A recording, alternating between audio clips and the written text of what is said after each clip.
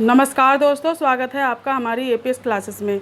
दोस्तों, आज हम हल करेंगे प्रवेश परीक्षा बीएड का 2015 का जो शेष बचा हुआ शैक्षिक योग्यता का पेपर था उसका जो सबसे पहला प्रश्न है वह है, स्वानुभव द्वारा अर्जित ज्ञान ही सर्वोत्तम होता है। क्या आप इस कथन से सहमत हैं?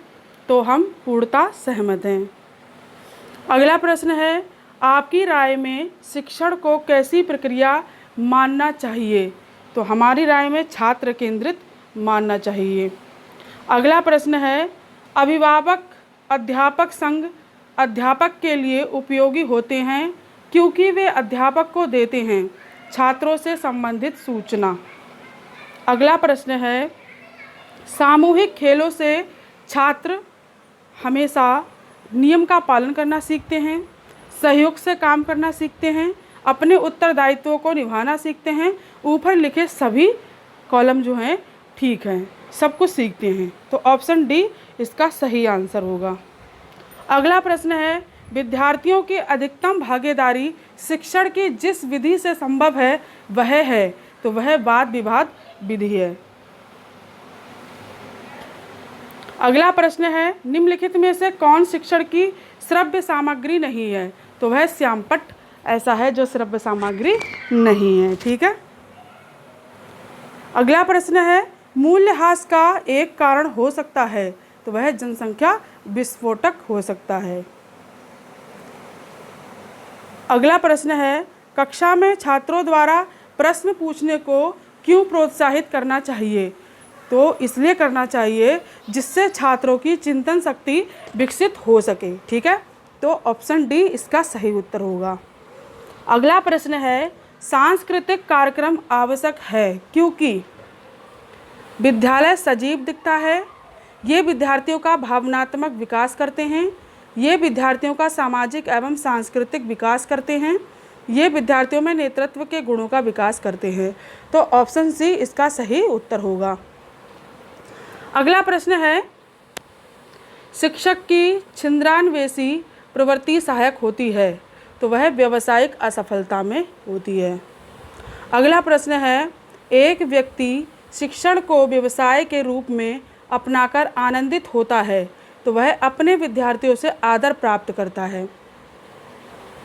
अगला प्रश्न है, कक्षा का नायक होना चाहिए, तो कक्षा का सबसे लोकप्रिय छात्र। ठीक है।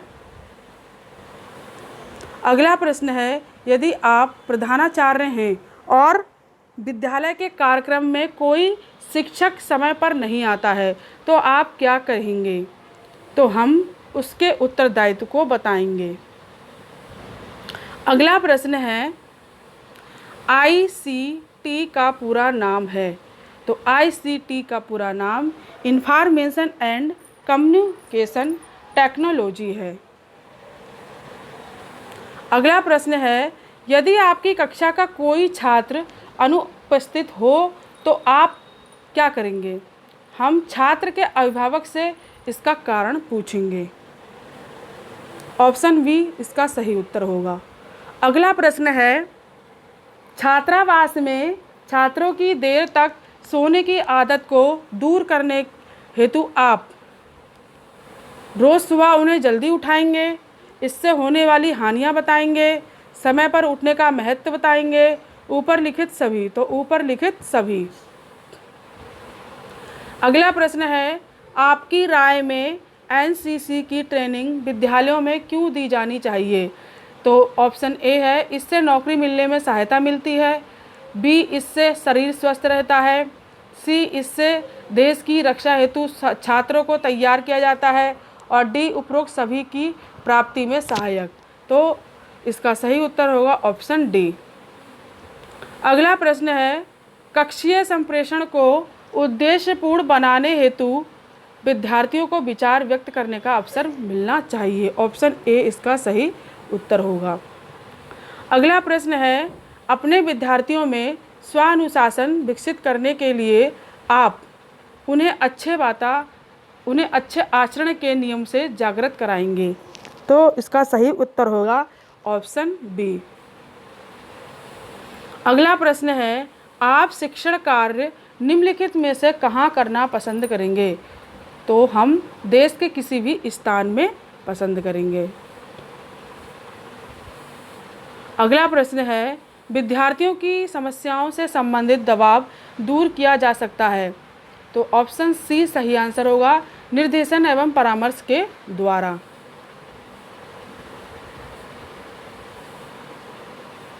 अगला प्रश्न है, अच्छा शैक्षिक कार्यक्रम वह है जो मुताबिक है बच्चों की रुचि के लिए। अगला प्रश्न है, एक सक्षम शिक्षक वह है जो ऑप्शन ए विद्यार्थी में विषय के प्रति रुचि उत्पन्न करे। तो यही उत्तर जो है वो सही होगा। अगला प्रश्न है, मैं शिक्षक बनना चाहता हूँ क्योंकि शिक्षण एक सम्मानजनक व्यवसाय है। तो इसका सही आंसर ऑप्शन बी होगा। अगला प्रश्न है, निम्न में से किसे आप शिक्षक का सर्वोच्च गुण मानते हैं? तो ऑप्शन ए उसकी प्रतिबद्धता एवं समर्पण। उत्तर ऑप्शन ए होगा। अगला प्रश्न है, वातावरण को समझाने के लिए आवश्यक है कि छात्रों में रुचि उत्पन्न की जाए। तो ऑप्शन बी अवलोकन की। ठीक है, इसका सही आंसर होगा। अगला प्रश्न है, वर्तमान में अधिकांश विद्यालय निम्नलिखित में से किसे पूरा करने में असमर्थ हैं? तो ऑप्शन ए इसका सही आंसर होगा, नैतिक मूल्यों का विकास। अगला प्रश्न है, एक सफल शिक्षक के लिए अपने छात्रों के संदर्भ में निम्नलिखित में कौन सा कार्य महत्वपूर्ण है? तो ऑप्शन ए इसका सही उत्तर होगा, उनकी अंतर्निहित क्षमताओं का विकास। अगला प्रश्न है, माता पिता की उपेक्षा का बालक के मन पर गहरा प्रभाव पड़ता है क्योंकि बालक का मन कोमल होता है। ऑप्शन ए इसका सही उत्तर होगा। अगला प्रश्न है, विद्यार्थी को सुनागरिक बनाने के हेतु किस पक्ष का विकास सर्वाधिक आवश्यक है? तो वह सामाजिक जो है आवश्यक है। ऑप्शन बी इसका सही उत्तर होगा। अगला प्रश्न है, विद्यार्थियों की समस्याओं को सुलझाने में शिक्षकों को मुख्य रूप से क्या प्रदर्शित करना चाहिए? तो शिक्षकों को रुचि प्रदर्शित करनी चाहिए। अगला प्रश्न है, अपने छात्रों में तार्किक शक्तियों के विकास हेतु आप छात्रों की सामूहिक चर्चा का आयोजन करेंगे। ऑप्शन बी इसका सही उत्तर होगा।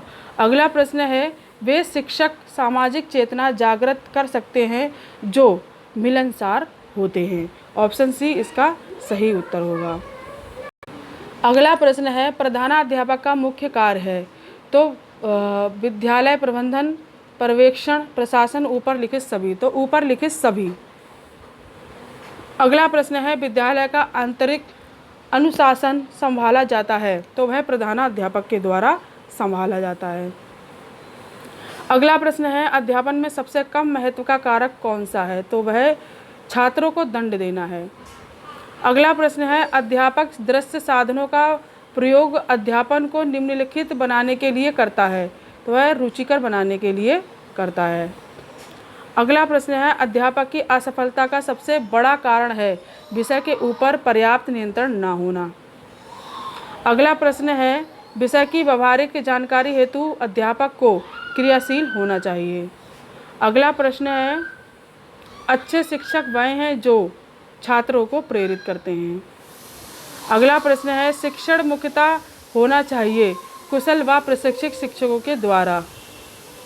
अगला प्रश्न है, प्रभावशाली शिक्षक मानक अपनाता है प्रजातांत्रिक प्रणाली।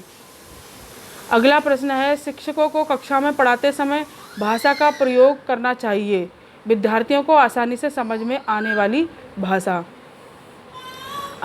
अगला प्रश्न है, प्रार्थना सभा में छात्रों द्वारा प्रतिदिन समाचार वाचन से छात्रों को समाचार का ज्ञान होता है। प्रार्थना सभा रुचिकर होती है। छात्रों में संप्रेषण करने की कला विकसित होती है। समय का सदुपयोग होता है। तो ऑप्शन सी छात्रों में संप्रेषण करने की कला का विकसित होती है।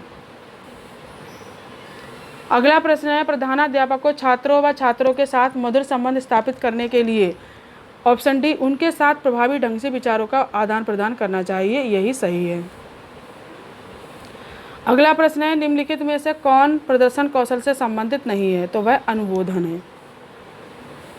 अगला प्रश्न है, अनुशासनहीनता के निवारण हेतु किस उपागम का प्रयोग करना चाहिए? तो वह सुधारात्मक एवं निरोधात्मक का करना चाहिए। अगला प्रश्न है, विद्यालयों में अनुशासनहीनता के लिए उत्तरदायी कारक है? तो वह दोषपूर्ण शिक्षा विधियाँ, अध्यापकों में नेतृत्व की कमी, मूल्यों की कमी, ऊपर लिखित सभी। तो ऊपर लिखित सभी।